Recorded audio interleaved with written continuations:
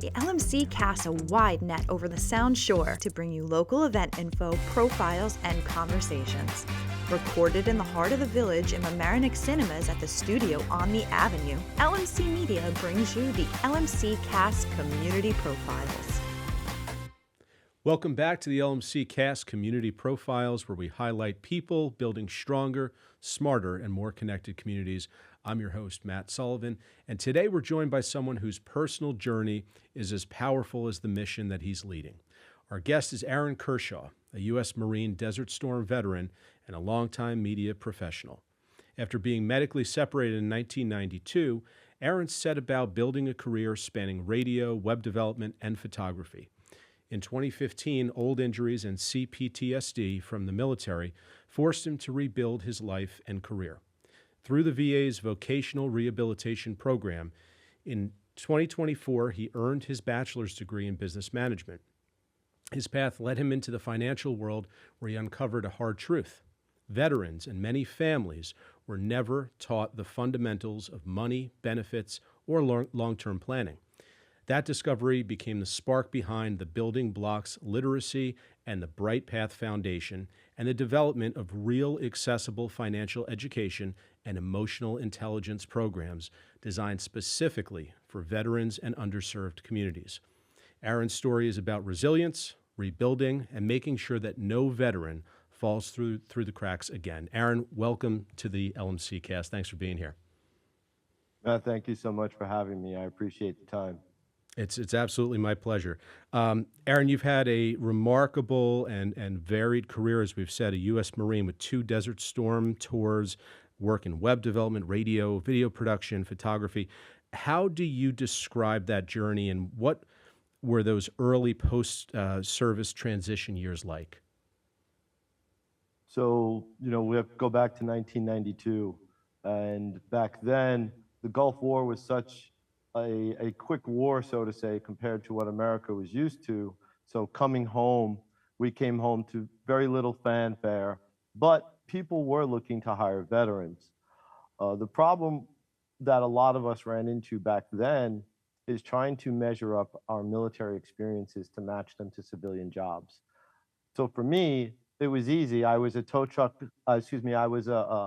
driver and a machine gunner. So because I was medically separated, my mother had been the dispatcher for New Rochelle Police Department. When I went in, it was to come out and join the police force. Okay. But in lieu of being able to do that, I went the other way towards truck driving, and I became a tow truck driver in Lower Westchester. And by doing that, I was able to adapt my skill set over. But through time, I wanted more, which led me to web development at the very birth of the internet, where degrees were not needed. So it was similar to a lot of the blue collar attitude I had. I can just learn it. I can do it. Right. I'm a Marine. I can do anything. And that's what always powered me, was knowing that I had it within me. If I earned the Eagle, Globe, and Anchor, I can do whatever. I then learned about web development, which led me to founding WestchesterOne.com. And then I ultimately joined About.com. So I had a pathway once I had an understanding, because there was a hole for me to find that I can learn and create a pathway for myself. But where everything started to go south was when degrees were necessary. That's where the structure that was in place back then was different than now. Now there's a pathway for veterans to come out and to then go into college. Okay. It wasn't so easy back then. So there's a lot of Gen X veterans who fell into the same area that I did, that may not have found a good job, or they found a great job, but they were never taught or given the ability to go to college. So for me, that's really where I was trying to push myself into areas. And, Mr. O'Shaughnessy at WVOX, God rest his soul, he gave me an opportunity where they wanted to stream their radio station. And coming out of About.com, I had the skills. He gave me a chance to do it.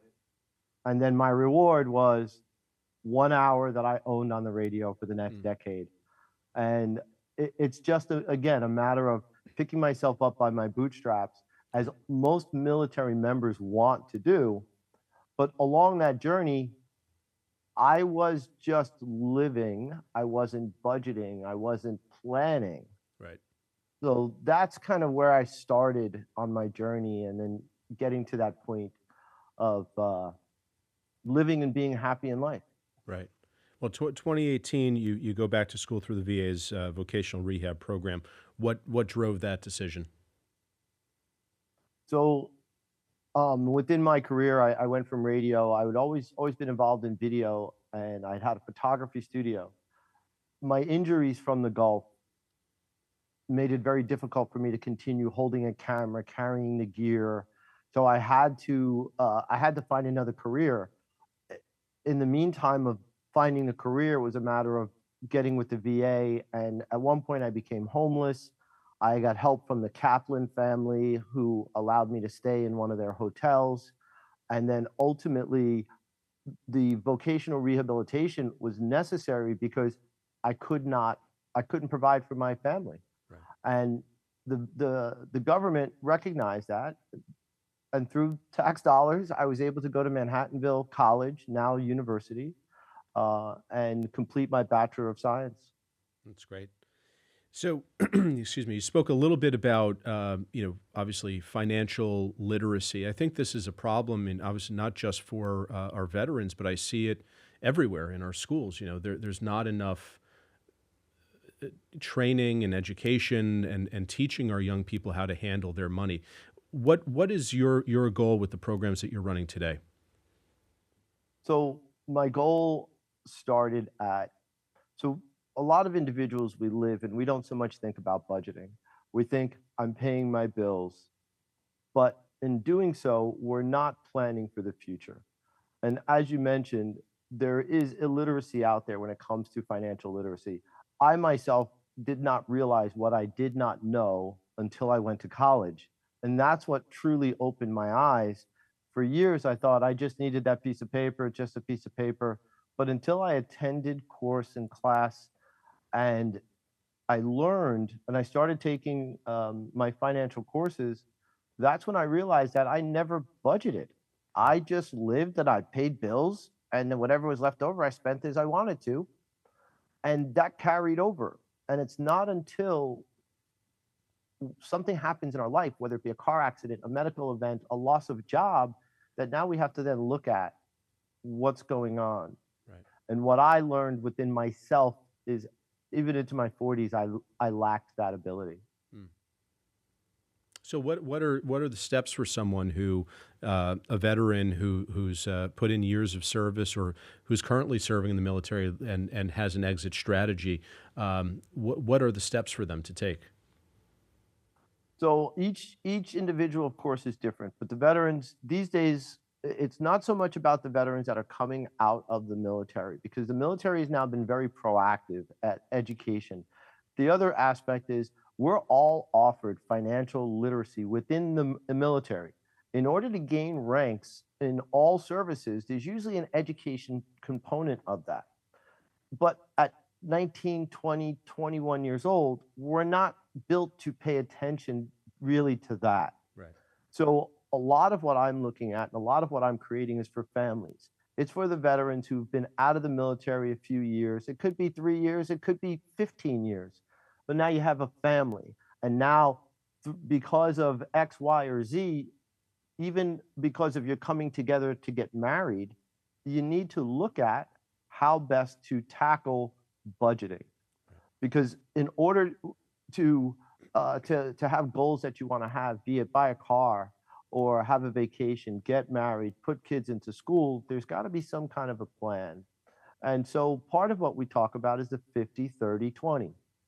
And looking at financial structures that tell them, well, hey, that extra 20%, that is going towards your future. That's your vacation, that's your car, that's your retirement. And so what I've done is, from writing the books, we started with just one financial book, and I turned it into ultimately a three-part series. So whether it's the money adventure book, or through the BrightPath Academy, we have a 90-minute online budget course and it's video based. So the videos are 8 to 13 minutes, bite size. The focus is to meet people where they are. Don't vilify them for what they haven't done. Right. Provide structure and guidance so that how they can apply these to their life. Right. And to be honest, a lot of my structure and understanding for finances came from one of your hosts, Richard Limegruber. That's the individual that introduced me to, when he was with Ameriprise, to these concepts. And he taught me more than what I was learning in school. And that's when I realized people do need financial advisors. Right. But what a financial advisor is not is the basic, it's not the individual that's to provide you your basic financial literacy. So my goal is to provide them that basic financial literacy so that they then can sit with the financial advisor, can use consulting services to then better position themselves. Now, what's most important is not one member of the family receiving this education, because you're married. It's a team. Right. You have to provide opening for both. So what we are proponents of is mom and dad. And if you want to enroll your child, you do that as well. So we offer this for free to veterans and veterans' families, because personally, you mentioned CPSD. Right. That's combat PTSD. It hits us differently, and it can hit us at a wave at different times of the month.